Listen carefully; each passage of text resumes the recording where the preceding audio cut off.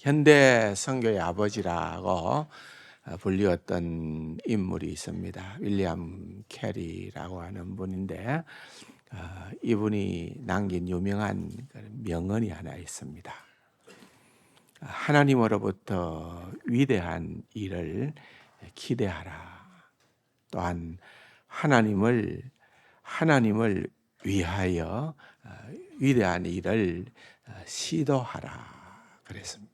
한동안 20여 년 전에 우리 교회에 그것을 이제 붙여놓고 우리가 그것을 또 묵상하기도 하고 그렇게 은혜를 나누었던 적도 있습니다. 하나님으로부터 위대한 일을 기대하고 하나님으로부터 하나님을 위하여 위대한 일을 시도하라.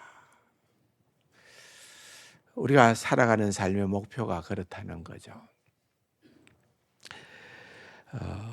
에콰도르의 선교사님이었는데 많은 기독인들에게 충격을 주었고 또한 많은 그런 뉴스에 올랐던 분 중에 한 분이 짐 엘리엇이라고 하는 분입니다.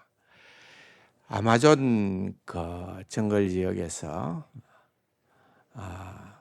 아우카 족속이라고 하는 그런 미전도 정독을 위해서 복음을 전하는 일을 아마 히튼 칼리지죠. 시카고에 있는 그 당시에 참 복음으로 아주 대단한 정신을 가지고 있었던 그 히튼 칼리지에서 이제 공부를 하면서 뜻있는 그런 분들과 더불어 친구들과 더불어 그렇게 5명이 선교지로 갑니다. 에콰도르로 갑니다. 그런데 가자마자 안타깝게도 목숨을 잃는 그런 큰 순교의 역사가 펼쳐졌던 거죠. 그때 그의 나이는 불과 29살이었습니다. 30이 채 되지 않은 29의 나이에 하나님 앞에 부름을 받게 된 겁니다. 그런데 3년 전에 결혼했던 그의 아내 엘리자베스 엘리엇이라고 하는 그의 아내가 그가 죽고 2년 있다가 짐 엘리엇의 전기를 책으로 그렇게 출판을 하게 됩니다. 근데 그 타이틀이 뭔가 하면은 책 제목이 뭔가 하면은 전능자의 그늘이라는 제목이었습니다.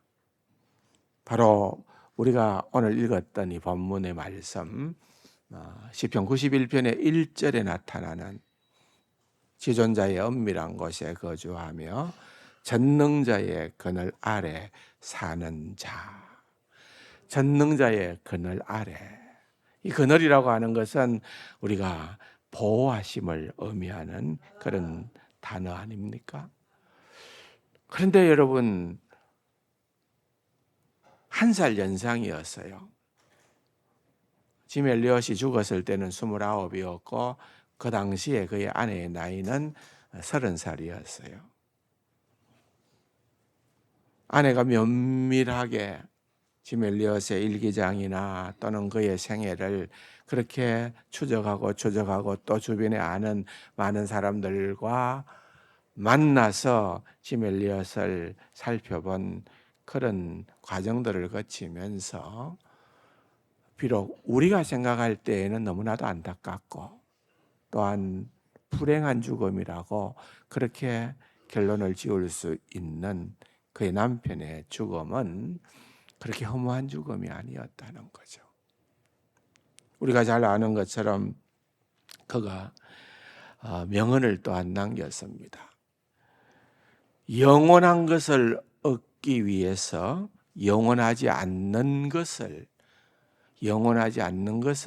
버리는 인생은 결코 어리석지 않다. 하나님을 위해서, 복음을 위해서, 또한 귀한 선교의 사역은 이건 영원한 거라. 영원한 것. 그러나 이 땅 위에서의 부귀와 영광이나 그 어떠한 성공이나 그 무엇도 결국은 그것은 영원한 것이 아니라는 거죠. 그래서 영원한 것을 위하여 영원하지 않는 것을 버리는 인생, 내어주는 인생, 그 인생은 결단코 어리석은 인생이 아니다. 그것이 바로 그의 남편의 어떤 인생관이었던 거예요. 그러면서 보니까 결국은 비록 하나님 앞에 그렇게 순교의 제물이 되었지만은 그것은 전능자의 그늘 아래 있었던 우리 남편이었다. 참 놀라운 고백이요, 놀라운 선언 아니겠습니까? 여러분, 우리는 때때로 우리가 원하는 대로 되어질 때만 우리는 하나님을 찬양합니다. 그러나 그렇지 않아요. 우리의 생각이나 우리의 어떤 뜻보다는 하나님의 뜻, 그것이 이루어지는 거예요. 그것이 우리에게는 너무나도 가치 있는 일이고, 그것을 우리가 느끼고 경험하고 누리고 살아가는 그러한 삶이 정말로 너무나도 행복한 삶이기 때문에 엘리자베스 엘리엇은 짐 엘리엇, 그의 사랑하는 남편이 결단코 어리석은 자가 아니었음을 깨달아 알게 되어졌던 것입니다. 여러분, 그렇다고 하면은 우리는 우리 각자에게 스스로의 질문을 해야만 되는 거예요. 나는 그런 말을 할 수 있을까? 나는 내 인생이 전능자의 그늘 아래 살아가는 그러한 인생이라고 고백할 수 있을까? 없을까? 한다면은 과연 그것은 어떤 의미를 담고 있을까? 여러분, 우리가 살아가고 있는 이 세상은 우리의 예상을 뛰어넘는 수많은 일들이 펼쳐집니다. 천재재변도 일어나고요, 인재도 일어나고요, 교통사고도 일어나고요. 문명의 기기가 발달하면은 발달한 만큼 그만큼 예전에는 없었던 그런 다양한 종류의 사고들이 일어나기도 합니다. 전쟁이 일어나서 많은 사람들이 절지에 희생이 되어지는 그러한 일들도 일어나게 되는 겁니다. 왜요? 아담의 범죄 이후로 이 세상은, 타락한 세상은 여러분 늘 염려와 불안과 상실과 전쟁과 이러한 일들이, 그것이 펼쳐지는 것이 이 세상의 일상인 것입니다. 그러나 우리는 눈에 보이는 그게 다가 아니더라는 거죠. 우리 믿음을 가진 성도들에게 있어서는 그것만이 다가 아니라 사실은 더 중요한 것은 눈에 보이지 않는 손길이라는 거예요. 눈에 보이지 않지만 우리는 하나님을 나의 구주로 믿습니다. 눈에 보이지 않지만은 우리의 영적인 전쟁의 대상은 원수마귀 사탄인 것을 우리는 늘 인지하고 살아가야 되는 자들입니다. 보이지 않는 그 세계가 있다는 것입니다. 예수를 믿으면은 여러분 어떠한 상황 가운데에서도 주님께서 우리를 눈동자같이 지켜 보호해줘, 주님께서 어떠한 질병도 허락하지 않아서 예수를 잘 믿기만 하면은 코로나도 나하고는 상관이 없어. 여러분, 과연 그러할까요? 오늘 본문을 우리가 좀 길지만은 읽으면서 느끼는 것은, 신앙이라는 것은 그것을 말하는 것이 아니로구나. 사실 이 시편의 기자가 정확하게 누군지는 모르겠어요. 밝혀지지 않았기 때문에. 유대인의 주석을 보면은 이것은 90편과 이어지는 91편이기 때문에 90편, 시편 90편은 모세의 시거든요. 그래서 이 91편도 90편에 대한 질문에 대한 해답이 91편에도 등장하는 것들이 들어 있기 때문에 이것 역시도 모세의 시편이라고도 얘기를 하는 분들도 있습니다. 난 모르겠어요. 안 나타나 있으니까. 그것이 중요한 것이 아니라 누가 기록했느냐가 중요한 것이 아니라 여러분 우리가 이 본문을 보면서 느끼는 것은 와, 여기에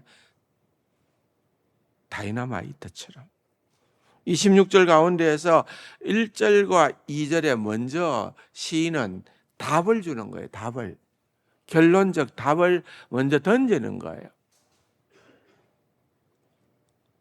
정말 진짜 하나님을 믿는다고 하는 자들은 이런 자들이다. 어떤 자들이냐? 지존자의 은밀한 곳에 거주하며 전능자의 그늘 아래 사는 자다. 같은 말이에요. 지존자의 은밀한 곳, 전능자의 그늘, 다른 표현이죠. 여기에 보면은 1절과 2절에서 하나님에 대한 명칭이, 이름이 나타납니다. 지존자, the most high. 지존자란 말은 그 이상, 그보다 더 높은 이는 없다. 왜? 하나님이 최고로 높으니까 하나님이 최고로 높은 그 자리에서 모든 것을 주관하고 다스린다고 한다면은 우리가 그 아래에서 일어나는 그 어떤 일들에 대해서 두려워하거나 연연하거나 거기에 대하여 우리가 전전긍긍해야 될 어떠한 이유가 없다. 하나님을 지존자라고, 엘리온, 지존자라고 부를 수 있는 그러한 자들은 그러한 놀라운 은혜와 축복을 누린다. 전능자, 히브리 말로는 사다이라는 거예요. 사다이. 또 전능하신 하나님, 엘 사다이라는 거예요. 전능자라는 말. 여러분, 전능하신 하나님이라는 이 표현이 하나님에 대한 또 다른 이름이거든요. 엘 사다이. 그런 전능자라는 말이 성경에 제일 먼저 등장하는 데가 어딘지 혹시 아세요? 예, 우리 강장로님은 모르면 누가 했습니까? 강장로님이 한 게 아닙니까? 최장로님이 하셨네. 예, 예, 맞습니다. 창세기 17장입니다. 예. 하나님으로부터 약속의 후사를 받겠다, 주시겠다 하나님이 약속하셨는데 25년간 자식이 없었고요. 99세가 되던 그때에 하나님께서 도무지 인간으로는 자식을 더 이상 낳을 수 없는 형편과 처지에 있었던 그러한 소위 말하면 무능한, 자식을 낳기에는 무능한 그러한 아브라함에게 나타나셔서 하시는 말씀이 나는 전능하신 하나님이다 그랬어요. 내가 전능자라는 거. 모든 것을 다 하실 수 있는 그 하나님으로 하나님께서 자신의 이름을 드러내셨다. 전능자의 그늘 아래. 여러분, 이것은 우리가 붙들어야 될 너무나도 놀라운 진리입니다. 그 외에도 또 다른 여호와라는 이름, 또는 여호와라는 이름은 야훼인데 우리가 거기에 아도나이, 주라고 하는 그 이름에 모음을 붙여서 그대로 읽어보니까 여호와가 된 거예요. 그래서 우리말 성경에는 여호와라 그렇게 되어 있고, 영어 성경에 보면은 캐피털 대문자로 주라, 로드라고 그렇게 적혀 있어요. 아도나이의 주를 얘기하는 거니까. 또 하나님, 태초에 하나님이 천지를 창조하시니라, 성경에 보면은 하나님의 이름이 제일 먼저 등장을 하죠. 하나님, 엘로힘의 하나님이죠. 엘로힘의 하나님. 그런 하나님이 어떤 분인가, 그 이름을 통해서 보여주시는 하나님의 속성이 있습니다. 하나님의 성품이 있다는 거죠.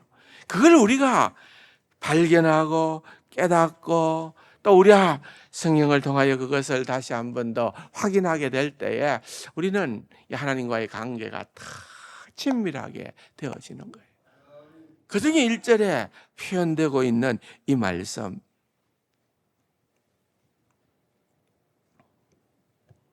지존자의 은밀한 곳에 거주하며 전능자의 그늘 아래 사는 자. 여러분, 우리가 이렇게만 되어진다고 하면은 성경은 너희들이 아무런 문제가 없을 거다, 아무런 어려움이 없을 거다, 너희는 무조건 잘 될 거다, 너희는 무조건 병 걸리지 않을 거다, 너희는 다 이렇게 형통하리라, 이렇게 약속한 것이 아니에요. 지멜리옷이 순교의 죽음을 당했던 것처럼 세상적인 관점으로 볼 때에는 그렇게 처참한 일들을 당했다 하더라도 여러분, 그것이 다가 아니더라는 거예요. 오히려 그 속에 놀라운 비밀이 있는 거예요.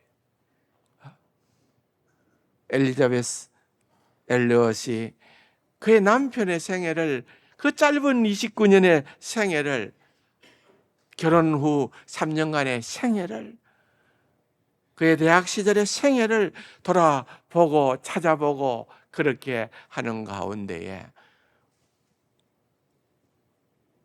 놀라운 하나님의 은혜를 깊이 경험하게 되어졌다는 거예요. 전능자의 그늘이라.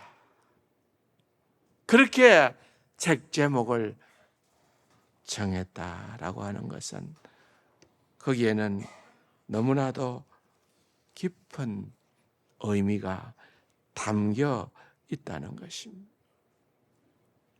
그래서 여러분, 다시 한 번 더 1절과 2절을 보십시오. 지존자의 은밀한 곳에 거주하며 전능자의 그늘 아래 사는 자여. 거주한다. 여러분, 산다 라는 말의 의미를 좀 새겨보시기 바랍니다. 우리는 그냥 일주일에 한 번씩 바쁘게 자기 삶을 살다가, 그렇게 하다가 주일날 한 번 교회 와서 1시간 예배 드리고 가면 다 된 것인 양 생각을 할 수도 있는데, 여러분, 그건 여러분 거주한다, 산다는 개념이 아니에요. 하나님과의 관계는 그런 어떤 관계이어야 된다는 거예요. 예배당에 나와서, 구약시대 같으면 성전에 나와서 이스라엘 백성들이 절기 때마다 나옵니다. 1년에 3차례씩 나옵니다. 그렇게 예배를 드리지만은 성전은 그들이 살기 위해서 머무는 장소가 아닙니다. 우리가 여행을 다니면서 호텔에서 잠깐 머물면서 내가 호텔에 산다, 내가 호텔에 거주한다, 이런 얘기는 하지 않습니다. 그러므로 이것은 내 삶의 근거지라고 볼 수 있는 거예요. 우리가 주일날 한번 예배드리고 이 1시간 지나고 나면은 하나님 빠이빠이, 일주일 있다가 만나요. 돌아가가지고 내 하고 싶은 대로 내 원하는 대로 마음껏 내 중심의 삶을 살다가 또 주일 되면은 오늘 교회 가야지. 그렇게 교회 오는 그것이 사는 삶이 아니라는 거예요. 전능자의 그늘 아래 사는 삶은, 내가 사는 그것이 어디 있든지 간에, 직장에서도 가정에서도 내가 사는 거기가 하나님과의 깊은 교통이, 교제가 있어져야 되는 거예요. 그게 그리스도입니다. 여러분, 오늘 이 본문을 1절, 2절 나는 여호와를 향하여 말하기를 그는 나의 피란처요 나의 요새요 내가 의뢰하는 하나님이다 그랬죠. 1인칭이 나와요. 나, 내가, 나라는 말을 해요. 근데 이렇게 되어지는 것은 그냥 단순한 성도이기 때문에 이렇게 고백할 수 있는 것은 아니라는 거예요. 누가 이런 고백을 2절에 고백을 할 수가 있느냐? 그것은 1절을 인정하며 살아가는 자. 단순한 성도가 아니고요. 단순한 성도가 아니고.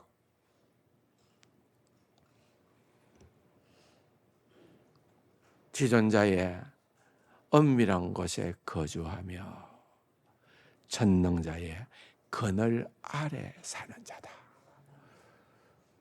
여러분 그렇게 늘 생각하고 계시나요? 늘 그렇게 주님과 깊은 교통함과 그런 교제가 우리에게 있어지나요? 그게 진짜 백의의 삶입니다. 그런 자에게는 우리가 이 시인이 고백하는 것처럼 그러한 전능자, 그러한 지존자, 그분 안에 있으면은 안전해. 여러분, 우리가 죽어도 안전한 거예요.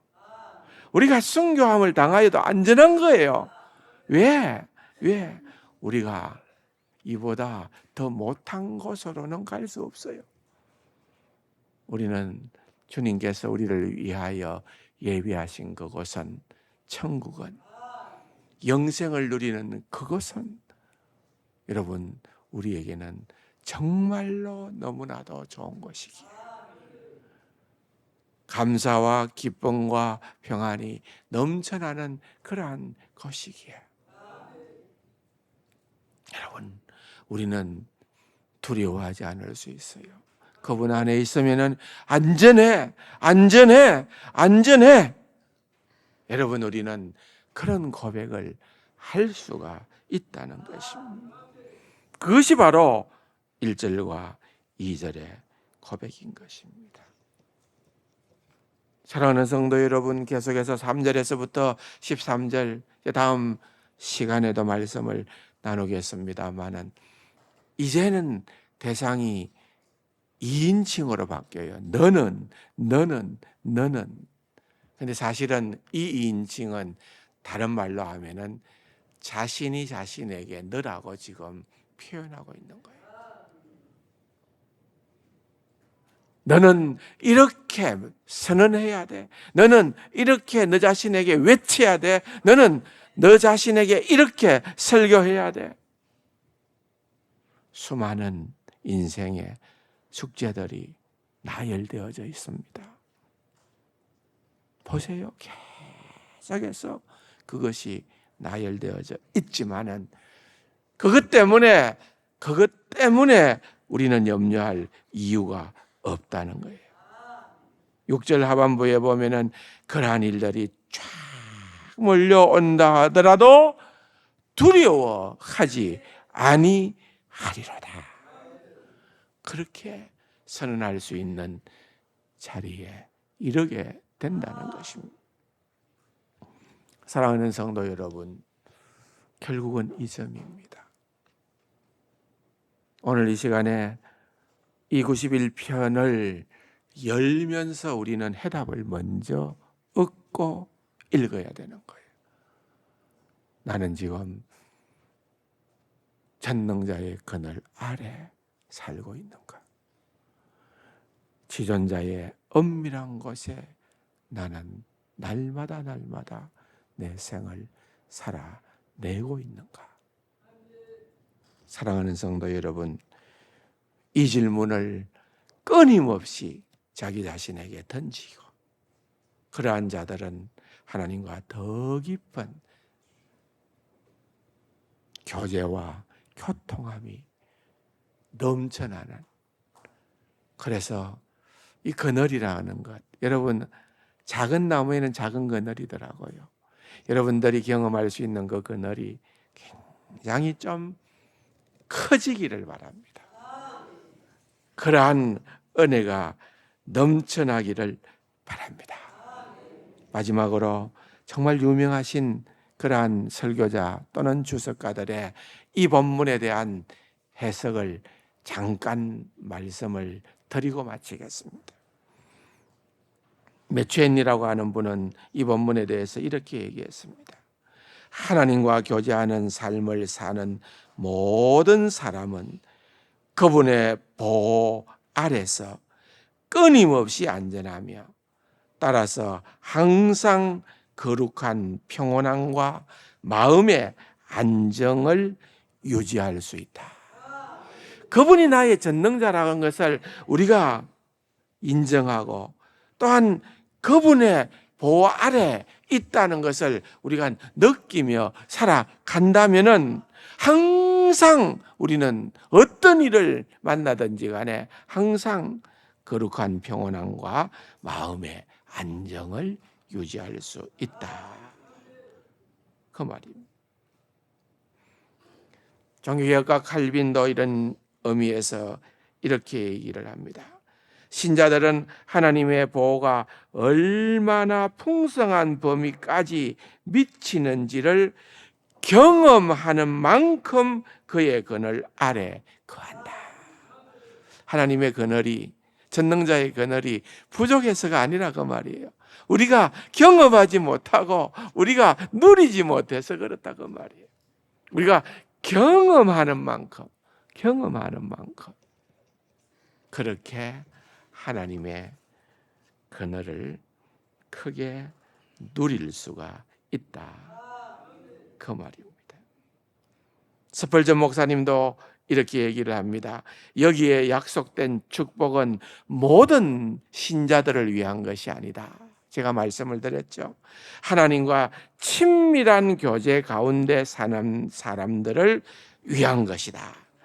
하나님의 모든 자녀는 내적인 성소와, 구약의 성전을 두고 얘기하는 것 같아요. 구약의 성전에 보면은 이방인의 뜰, 이렇게 뜰이 있고, 그 안에 성전에 성소가 있고, 또한 그 성소와 구별된 또 지성소가 있고, 그 지성소에는 언약궤와 속죄소가 있고, 뚜껑이죠, 속죄소는.